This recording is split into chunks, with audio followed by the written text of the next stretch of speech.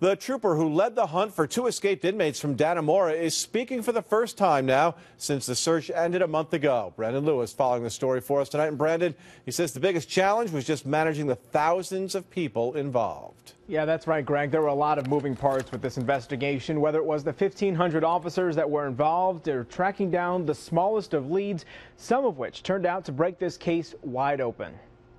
This is kind of one for the record books.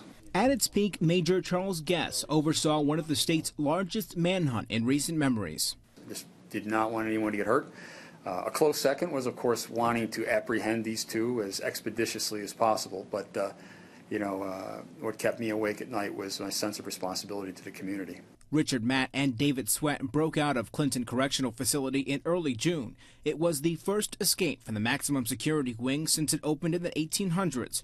Police searched several counties and at one point briefly shifted its command post to Allegheny County until more leads developed closer to the prison. Until that moment, we were trying to cover all bases, whether they were here in the North Country or in Steuben County or Allegheny County, and that told us our strategy overall was effective in keeping a focus on the North Country, and then it gave us just the lead we needed to start directing our resources more prudently. Residents reported nearly 1,000 leads. Some were calls with tips as large as seeing the two men jump over a wall. It was in fact the smallest of leads, whether it was a gin bottle being out of place or whether it was somebody who fled out the back of a hunting camp, that broke the case wide open. Matt was shot by Border Patrol agents after police say he pointed a shotgun at them. Sweat was captured soon after by a trooper keeping a close watch, something Guess says wasn't easy for everyone working the case. I think the hardest part was at times keeping people's head in the game